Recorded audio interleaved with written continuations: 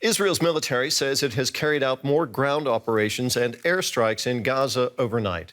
Flares were seen lighting up the night sky over the territory. Explosions were also heard. Israel's military has been pounding Gaza relentlessly since the Hamas terrorist attacks of October 7th, in which some 1,400 people died. Hamas says thousands of Palestinians have been killed in Israel's airstrikes. The Israeli army says more than 200 people are still being held hostage by Hamas in Gaza. Relatives of the hostages are keeping up the pressure on the Israeli government to prioritize their release. Residents of kibbutz Kfar Aza demonstrate outside the Israeli Defense Ministry in Tel Aviv. Theirs was one of many communities attacked on October the 7th, and they want the return of their loved ones to be the #1 priority for Israel. I want my brother back now. I want him safe.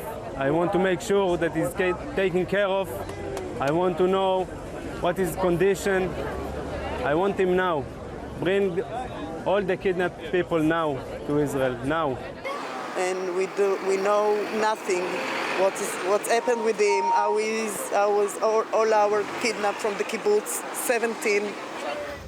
Israel is still reeling from the scale of the attacks, which saw more than 1,400 Israelis murdered by Hamas and other militants.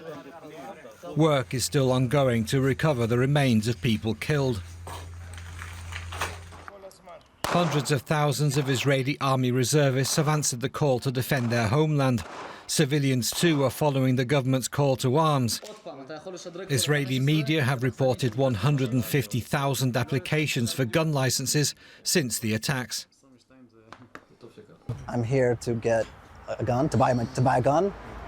And yes, October 7th was the trigger to make me understand it's the time to be armed now in order to protect my family and my surroundings if anyone tries to hurt us. Israel says its border with Gaza is secure now, but Hamas and other militant groups are still firing rockets into Israel.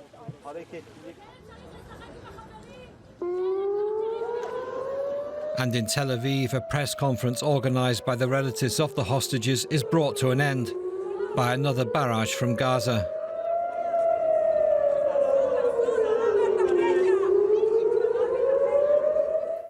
Let's cross over to DW's Tania Kraemer in Jerusalem. Tania, the Israeli government is getting a lot of pressure from the families of the hostages and the general public. Can we say whether that's affecting Israel's military strategy? Well, that's right. There is a lot of pressure here from the hostage families, but also in the general public to deal with this hostage crisis. The relatives of the hostages, they're saying the government is not doing enough to get them back. And also, interestingly enough, there are some polls that are usually coming out towards the weekend in Israeli newspapers saying that there is a trend that the public opinion says maybe to hold off this ground operation and to see whether, there can be something done about the negotiations. Now, we heard from Qatar, one of the main mediators in this hostage crisis that are mediating indirectly between Hamas and Israel, and also Egypt is involved, that there might be some kind of breakthrough, but that is very much on people's mind right now.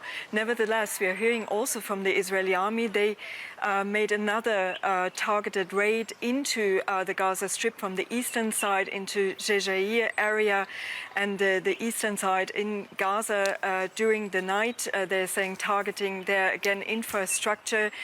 They went out again, and all of this, of course, again, while artillery fire continues on the Gaza Strip, also massive airstrike campaign on the Gaza Strip, also in the south of Gaza, where Israel has told Gazan residents, the civilian population, to seek shelter. Tania, we're getting reports also of U.S. airstrikes against several targets inside Syria. How does that fit into the bigger picture here? Well, we understand from the U.S. that these were retaliatory strikes done by two fighter jets, F-16s, on targets belonging to Iranian proxies or from the Iranian Revolutionary Guard. They're saying There have been attacks on US personnel in the area of Syria and Iraq in the past couple of weeks or days, I have to say, and these strikes, they were in Syria near to the Iraqi border. The US officials said that the strikes were not coordinated with Israel, and we also heard in a statement from US Defense Secretary Lloyd Austin that basically these are not related to the Israel-Hamas war, so they want to make a difference here. But at the same time, we also understand there's a lot of concern that this war in the south, in Gaza, would, develop into a wider region war, and the US has sent many military assets to the region, to the Eastern Mediterranean in the past couple of weeks. Tania, thank you very much. That was our correspondent, Tania Kraemer, in Jerusalem.